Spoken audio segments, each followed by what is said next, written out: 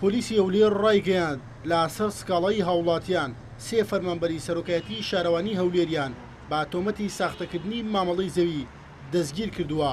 دوان لە دەستگیرکراوەکان پیاون و یەکێکیشان ئافرەتە. بە وتەی پۆلیس دوو پیاوەکە لە زیندان و ئافرەتەکەش با کەفالەت ئازاد کراوە. سەرۆکی شارەوانی هەولێریش دەڵێ چاوەڕوان دادگا دۆسیەکانیان یەکلا بکاتەوە.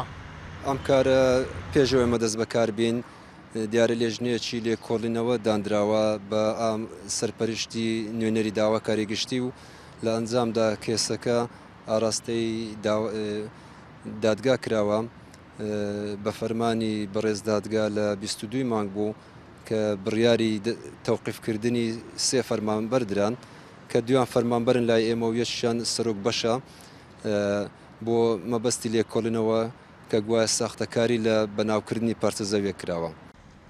پۆلیسی هەولێر دەڵێت بە دوواداچوونیان بۆ سکاڵاکان کردووە و زانیاریان لەسەر کۆ کردوێتەوە.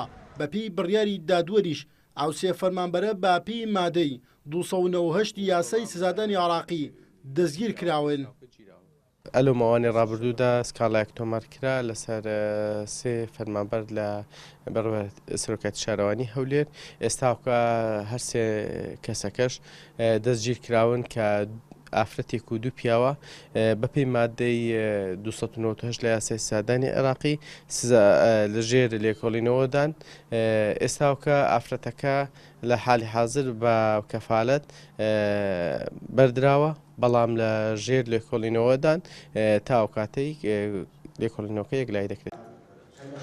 باپی مادەی 298 لە یاسای سزادانی عراقی هەر فەرمانبەرێک ساختەکاری بکات بەڵگەنامەی ساختە بەکار بێنێت و خۆشی بزانێت ساختەیە بەرژەوەندی گشتی بۆ تاک بەکار بێنێت بە تاوان هەژمار دەکرێت و سزاکەشی باپی یاساکە لە 5 ساڵ کەمتر نییە و لە 15 ساڵ زیاتر نابێت. هێرش قادرێن ئارتی هەولێر.